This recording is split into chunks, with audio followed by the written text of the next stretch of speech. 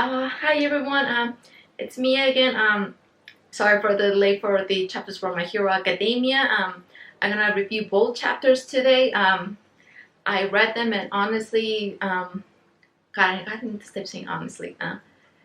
The chapters were just so dark and so sad. For chapter 316, I think that it's called The Next. It starts with Lady Nagant. After she exploded, Hawks and Deku come to her rescue. Endeavor arrives there too, but he's a little slow because of the rain, because he has a fire quirk. Hawks tells her that she's her successor and to tell her everything she knows about All for One. Lady Nagant, it's like she hears his voice and she wonders how the hell does Hawk have that look in his eyes, that sense of like hope of not giving up. Hawks explains that he's just a very optimist person, and we seen throughout the whole series when we got introduced to Hawks, he's a very optimistic person. And now that we learned that he was working for the public safety committee and doing some very bad things, he never became hallucinated. So that's one of the differences between Hawks and Lady Nagant. And Lady Nagant, I guess before she passes out, she tells that she was tasked to take Deku to a particular location. I can't remember the name that well. Also, Endeavor captures Chisaki, Overhaul. He's getting all angry. He said he wants to go to his boss and apologize. Hearing this, I guess Deku gets kind of angry, and he tells him like, "Dude, you also need to apologize to what you did to Eri." But Chisaki doesn't seem to like really care to the horrible treatment that he put Eri through, and we could just see that look in Deku's eyes. You can see the heavy eye bags underneath his eyes. It's like he's like so angry. I mean, we saw Lady Nagant being used and literally almost get blown to bits just to prevent her from leaking any more information. So Deku was very, very mad. I mean, I would be too. I mean, it's horrible what happened to Lady Nagant. I mean, she got used for the first time by the safety committee, and she now got used by All for One and just disposed like she was just garbage. Really heartbreaking. So everyone heads to the mansion. It's actually the location of that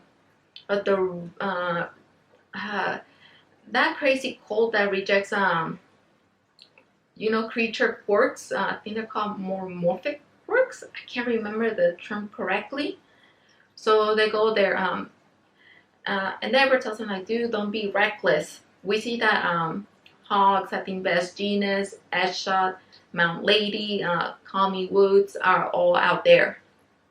Deku enters the mansion, and we see that no one's in the mansion, but there's like a projection.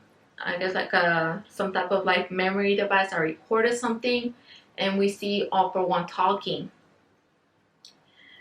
We see that he starts explaining that, oh, you enjoy like what happened, and he starts starts talking his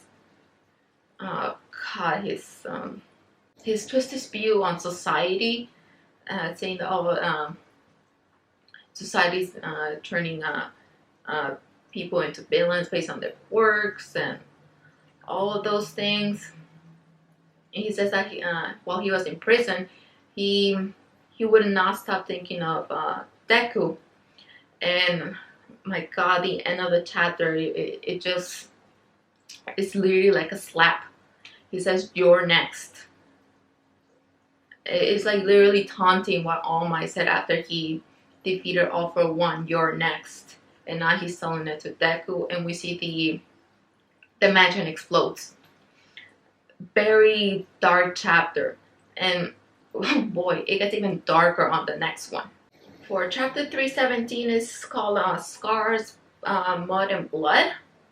Even the cover alone, we could see that all that has been happening in Japan after the Paranormal Liberation Front took over, well, destroyed Hero Society. That cover, we could see just the toll is taking on Deku.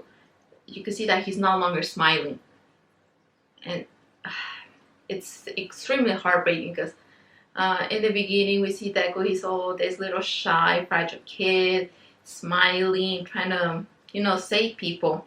But right now we see the toll has been taken on him. His face just looks so tired, angry. I don't blame him after all that's been happening. Who wouldn't be in that state? But in this chapter, there are some things that just the symbolism and all that's been happening. God, it's like literally going back to the past when Alma was on his prime. So the chapter begins with the heroes actually escaping the explosion safely. But unfortunately, that explosion erased all traces of the villain, so that really sucks. I think Mount Lady asked about Lady Nagant if she has said anything. But unfortunately, we learned from Hawks that Lady Nagant is still unconscious, and it's a miracle that she's still alive to this point. Honestly, I'm surprised that she's still alive. I figured she will die pretty soon because, I mean, her body exploding is just horrible. And for her to still be alive is just a miracle. I hope that she will give more information in the future, wake up. I really hope that. I really don't want Lady Nagant to die. Then we see a little bit of Mount Lady's point of view. And we see that one of the heroes, I think is Death Arms. You know that hero that Jiro did an internship with? We see that the toll of the criticism, negativity from the public took a toll on him, like pretty bad, and he took off his cape. He resigned being a hero. It's just horrible. I mean, right now the heroes that they're still on the game, you can see that it's been taking a toll. We even see it on the last battle with the Paranormal Liberation Front. Mount Lady has a scar on her eye, but she's still at it. Honestly, I thought that with society being all negative against heroes, etc., I honestly thought Mount Lady was gonna resign, but I'm pretty shocked that she's still there. I'm guessing that the death of Midnight, I guess, got to Mount Lady, and she decided, you know what, we gotta return society back to its old days, where people were happy and safe, not to this point. But it's just sad seeing the negativity it's taking on many heroes, where they're resigning like flies. They're leaving. We see that the heroes are also worrying about the negativity of the media, since they're getting closer and closer to finding out the truth about Deku and One for All. And they just want to avoid that and put that huge burden on Deku. Mount Lady thinks of something I honestly thought for a while. Why hasn't All for One literally revealed the truth about One for All, and who is this person that carries the work? That's what I always been wondering. Why he hasn't used the public? Okay, use the public in literally against the other heroes, and also use them to capture Deku and get more information. And right there, they're talking about it, and they're guessing that All for One doesn't want to reveal that information to the public at all, which makes me wonder the reasons behind why he's so what's the correct word? So insistent on getting that work. Also, then we see we still don't see anyone from the UA Academy, just like a little text message. We see Endeavor checks his phone. We see that he has a missed call from Shoto. And we see in the message he's asking to pick up. And it makes me wonder, God, when are we gonna see more of the Shoto, Bakugo, Uraraka? God, I'm just so anxious. I really want to see them.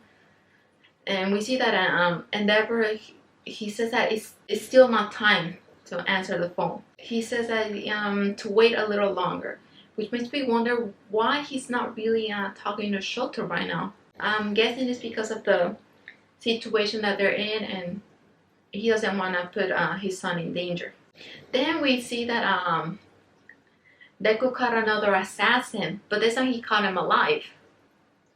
But unfortunately, this guy didn't have any information, which is a major bummer.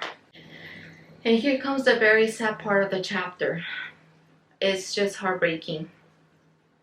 Once they capture the assassin, Deku makes sure to keep his distance, that he doesn't blow up. As you know, Lady Nagant blew up, so it could be the same thing with this guy, but apparently he does not blow up. Then we see All Might being pretty close to Deku right there, and he has this, his cute little bento boxes, and before Deku leaves, he tells Midoriya or Deku that, dude, you haven't eaten anything yet. And here comes the very heartbreaking part. Deku says that for All Might not to follow him anymore, that he's gonna be fine on his own. It's literally going back to All Might on his prime, where he's literally pushing everyone away just because he's afraid of putting them in danger. You know what happened with Night Eye after his first fight with All for One. He literally pushed Night Eye away. And Deku is doing the same thing here. He's pushing All Might away.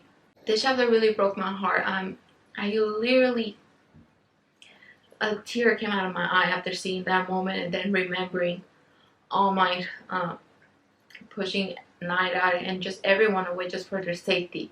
And I couldn't understand why Deku is doing this. We saw how Lady Nagant blew up, and All Might literally being killed by a group of thugs. Deku just doesn't want to risk All Might's life anymore. And we see that Deku leaves before All Might could tell him that, dude, you deserve to rest, to sleep. And Deku just leaves, and before he leaves, he looks behind and All Might. I guess this is the last time he's gonna see him, and we see Deku just leaving and All Might just falling to the ground. It's just sad, the toll that it's taking. All for One's taunting words, "You're next," now have a different meaning. The first time that he heard those words were from All Might, that "You're next," he was going to be the successor, but now hearing "You're next" from All for One, it just changes the meaning completely.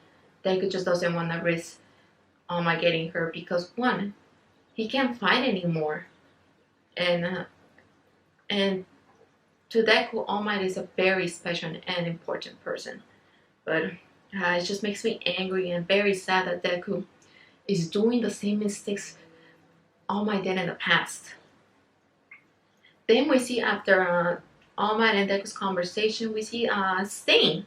I guess he overheard the conversation, which makes me wonder, are we going to see more of him in the future? Honestly, I'm excited to see Stain back in action. Actually, he's one of my favorite villains, because the reasons why he thinks that the Hero Society is fake are pretty much legit. But the way he was trying to get his message was not the correct one. Then the chapter ends, and we see, I guess, the public talking about Deku.